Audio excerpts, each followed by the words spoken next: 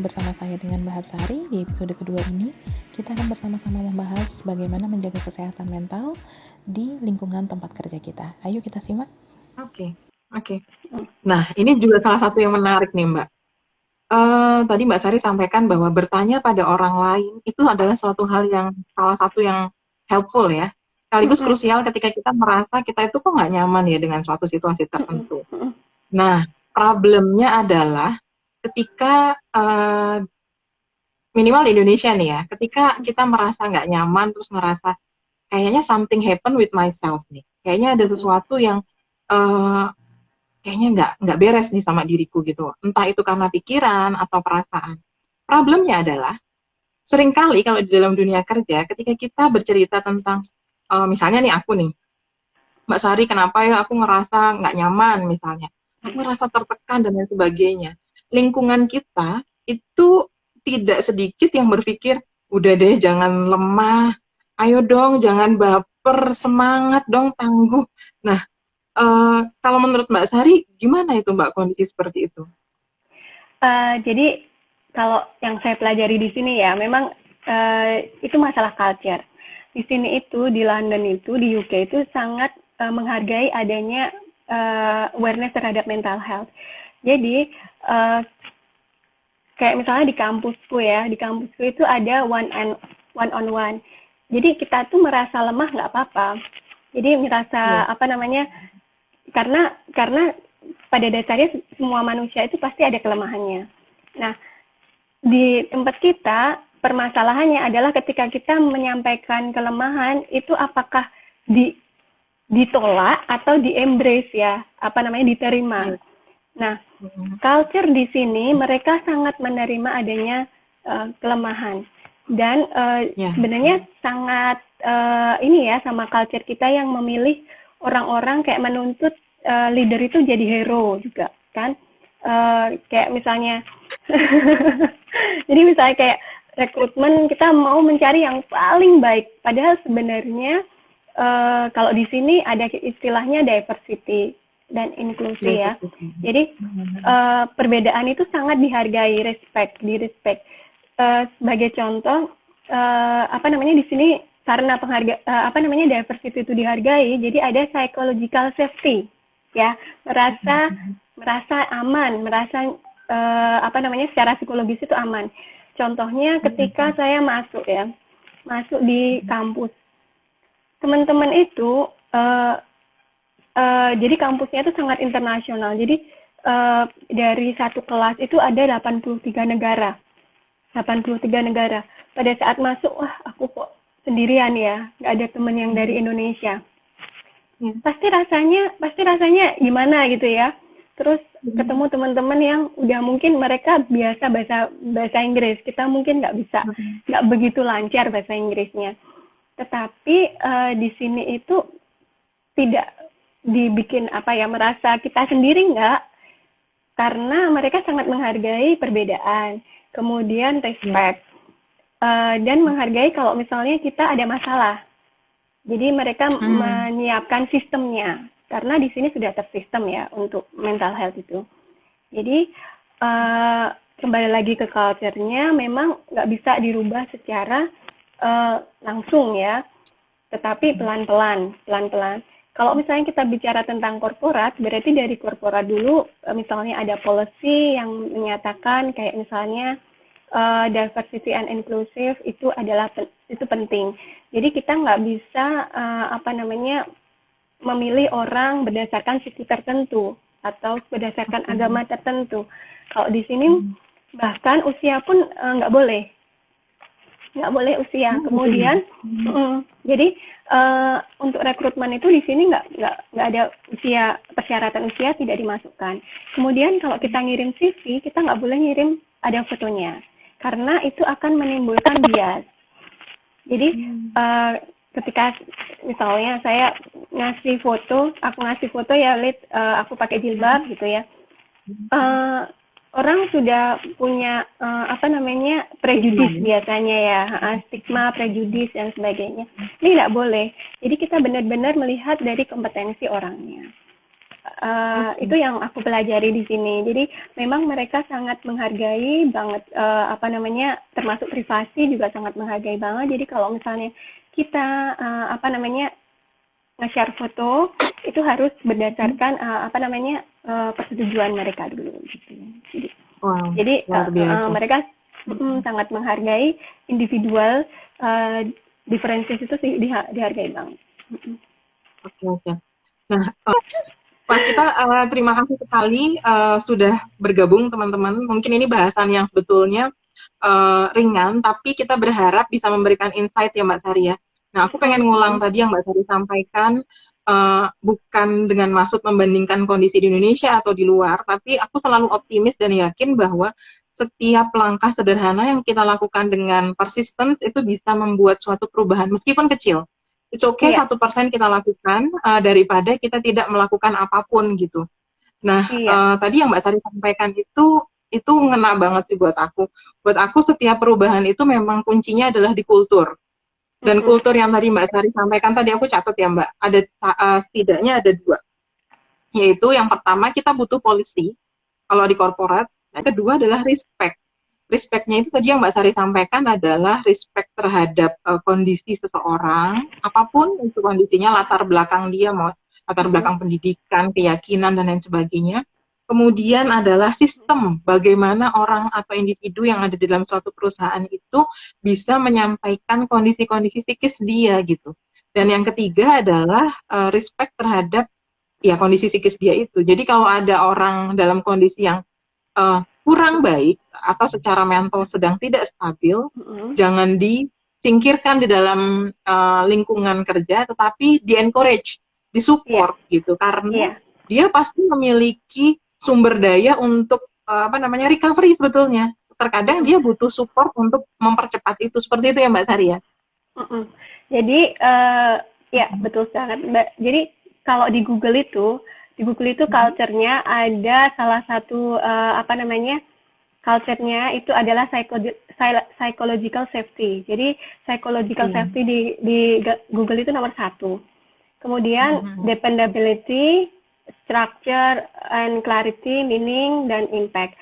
Ini untuk tim efektif ya. Jadi mereka culture-nya untuk bekerja tim itu seperti itu.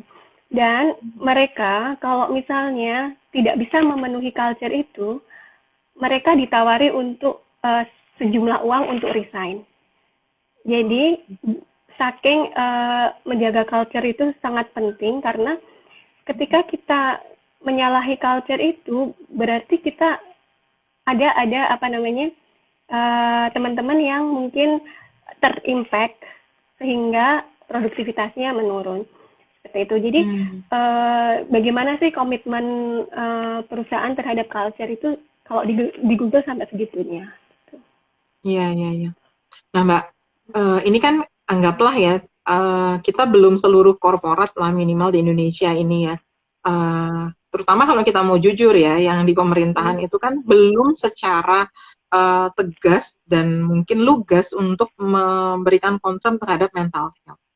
Kalau menurut Mbak Sari sendiri, mana sih yang harus kita mulai duluan gitu? Apakah dimulai dari top down atau kita mulai dari bawah, Mbak?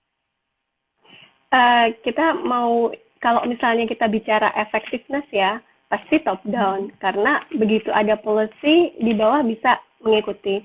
Tetapi kalau misalnya kita policy belum ada, kita bisa di bottom up. Bottom up itu kita apa namanya, menciptakan suasana kerja atau lingkungan yang mendukung psychological safety. Jadi apa namanya, kita sesama teman, kalau misalnya ada teman yang curhat, itu coba didengarkan, karena pada dasarnya setiap orang yang curhat itu biasanya pengen didengarkan ya, Jadi apa namanya, kita mendampingi biar mereka tuh nggak merasa sendiri, karena loneliness itu salah satunya yang menyebabkan depresi ya, itu. Jadi ada perasaan kita bareng-bareng, kita sama-sama bahwa kita juga pernah mengalami hal yang sama. That's okay. It's okay not to be okay ya. Nah, sekarang aku mau masuk gini Mbak. Tadi kan Mbak Sari bilang bahwa kita mulai dengan mendengarkan teman dan lain sebagainya gitu kan. Tapi kan kita jadi memaksa diri untuk tetap tough ya, tangguh gitu. Dan itu bagus di dalam kadar tertentu. Pertanyaannya gini nih Mbak Sari. Ketika kita mau curhat sama teman, ternyata dia juga punya masalah lagi gitu kan. Terus kita mau curhat sama yang lain, dia juga punya masalah lagi gitu. Ini kondisi real nih sehari-hari. Nah, ternyata ketika ditarik-tarik nih ceritanya ya, kok semuanya punya masalah yang sama, semuanya ngerasa apa namanya under pressure. Ternyata nih leadernya nih problemnya. Ada nih tipe-tipe leader nih yang ternyata tuh tidak hanya mendelegasikan tugas, tapi mendelegasikan tingkat stresnya gitu ke bawah. Kita ketawa berarti mungkin kita pernah punya pengalaman ya, mungkin. Iya. Nah, terus kayaknya semuanya pernah punya pengalaman deh. Iya.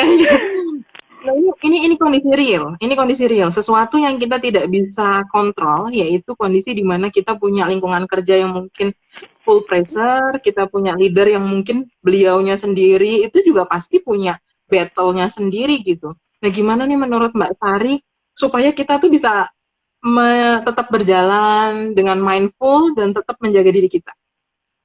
Nah, bicara tentang leader itu ya, jadi terkadang memang hubungan antara kita jadinya bicara tentang leader member exchange ya, jadi hubungan antara leader sama bawahan ya, sama membernya.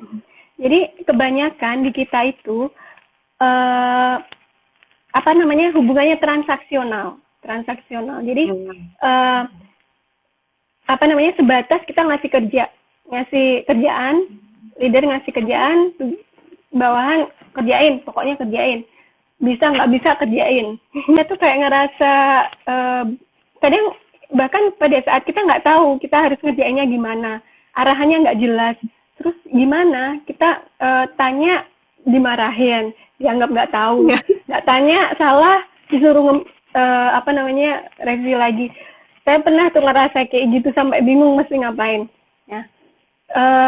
Dan teman-teman juga ngerasa hal yang sama karena mungkin kalau kita leadernya sama, perlakuannya juga akan sama ya, mirip-mirip lah. Nah, karena itu karakter leadernya. Nah, apa namanya harus ada kayak misalnya sosok yang bisa mengayomi gitu ya. Kita bisa menemukan siapa sih yang bisa kita curhatin, misalnya lebih wise. Apalagi waktu kita masuk ya Lid ya, kita masuk itu kan rata-rata pegawai usianya kayak orang tua kita ya, usia sama orang tua kita. Jadi waktu itu saya punya satu sosok yang tiap hari saya curhatin lah, udah kayak ibu sendiri. Jadi perlu kita menemukan seseorang yang bisa apa namanya sebagai anchor, sebagai jangkar kita untuk menstabilkan diri.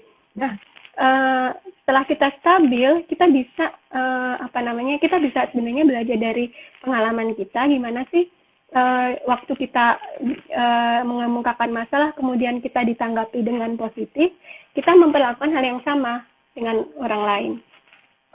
Gitu ya. Jadi menarik banget. Jadi kayak apa namanya? Kayak kalau kita bilang social exchange itu namanya ya. Jadi ada penelitian yang menyebutkan, jadi itu penelitian di Starbucks. Jadi ada orang yang membayarin apa namanya? Ya, tahu kan? Jadi dia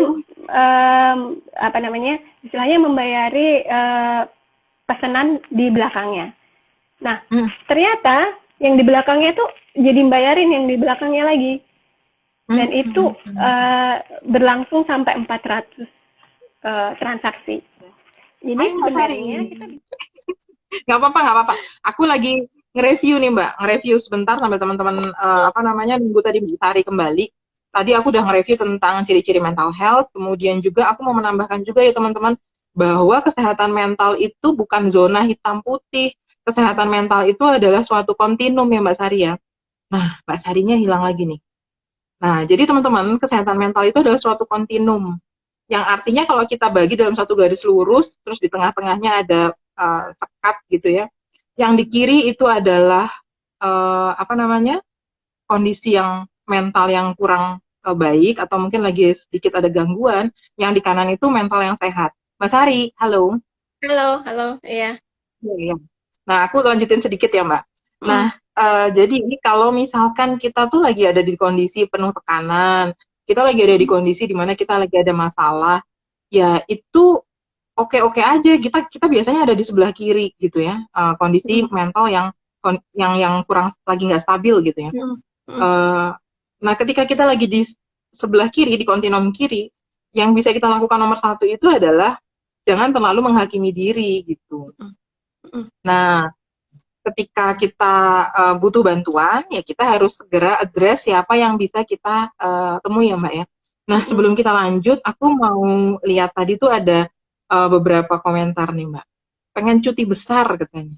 Cuti Oh besar iya, aja udah nggak bisa iya gitu. ini memang kita cuti besar itu ini ya apa namanya tantangan ya Udah masuk. tantangan kalau di memang kita nggak bisa kayak Netflix yang bisa cuti sampai 3 tahun ya. Kalau Netflix itu memang dia sangat ini ke mental health-nya ya.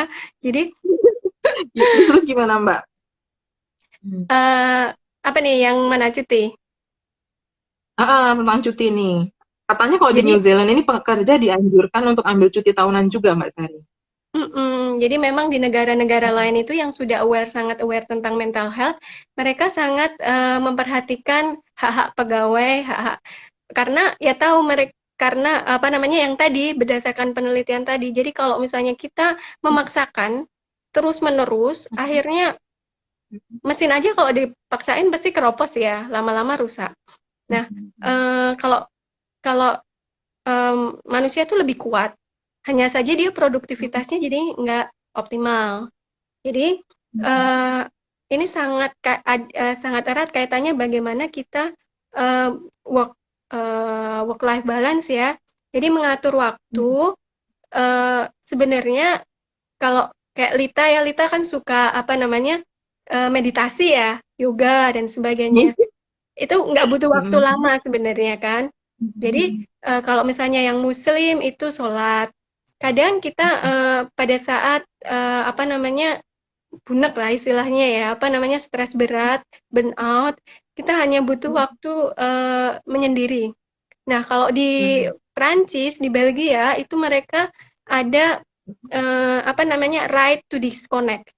Jadi ada mm, jadi kalau misalnya mereka merasa burnout, merasa stres banget dengan pekerjaan tuh mereka boleh apa namanya istilahnya eh, nggak berhubungan sama WA, nggak berhubungan sama email kantor, nggak berhubungan.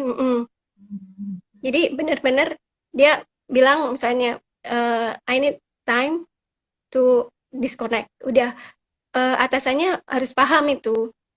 Jadi, nah ini masalahnya untuk jabatan-jabatan yang eh, apa namanya menuntut 24 jam ya Lid ya.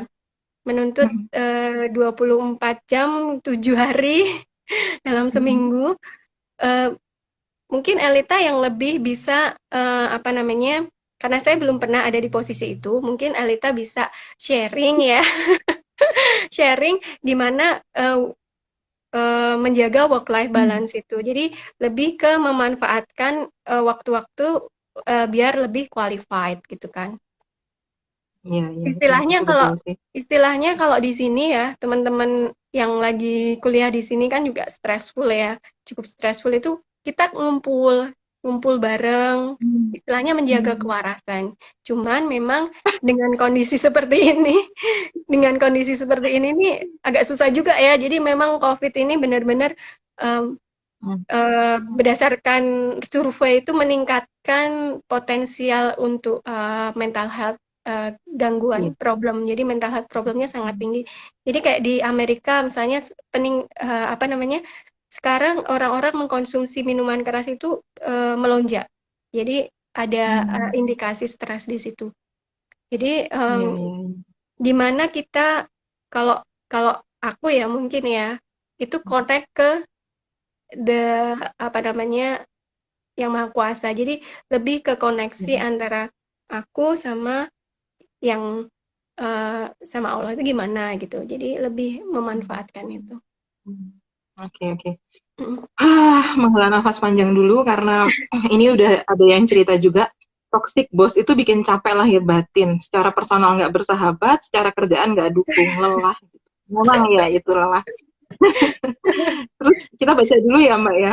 Iya. Terus ada dari Mbak Andrew nih.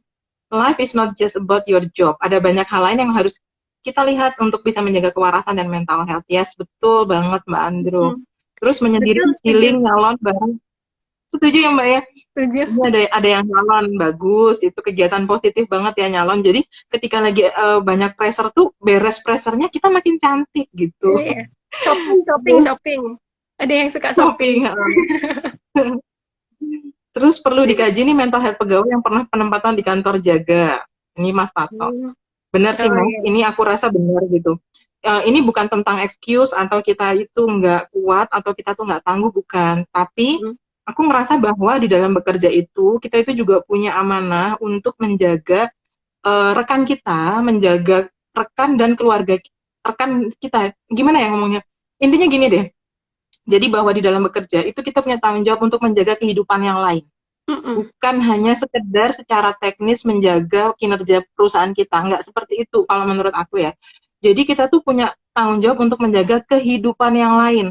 Kehidupan yang lain itu siapa sih? Orang-orang yang ada di sekitar kita gitu. Supaya kita berpikirnya gini, supaya kalau misalkan kita mendeliver tugas ke orang, itu gimana caranya dia tetap berada dalam takaran atau dosis yang pas. Jadi ketika dia nanti pulang, dia itu tidak runyam, tidak merasa rumit, dan ternyata membuat keluarganya itu juga mungkin merasakan dampak yang sama. Itu tanggung jawab kita loh ya, sebagai leader gitu. Makanya kemarin di postingan sebelum di IG aku tuh aku bilang bahwa kita tuh boleh kok marah sebagai leader, boleh, itu hak kita. Kita itu juga boleh sebagai leader itu kita dalam tanda kutip men-challenge ya tim kita gitu. Tapi dalam porsi dan dosis yang tepat. Even itu obat, itu tuh juga perlu dosis yang tepat. Makanya meskipun kita marah, tapi marah kita itu harus penuh cinta. Gitu. Iya. Jadi bapak-bapak pejabat di sini ya, udah siap semuanya ya untuk mencintai timnya masing-masing gitu. Jadi nggak apa-apa, marah tuh nggak apa-apa. Justru jangan, oh yaudah aku mau sabar nih, aku bakalan zen terus gitu. Tapi kita justru jadi kita sendiri ya, kembali ke kita sendiri justru yang jadi nggak sehat. Nah ini nih, katanya Mas Dana, Mbak Sari, kok toxic staff itu nggak common ya gitu. Dana sebentar, itu nanti kita bahas di di sesi yang berikutnya ya, toxic staff gitu. Ini kayaknya atasan yang mau balas dendam. Gitu. Menarik sih, menarik bicara tentang toxic ini.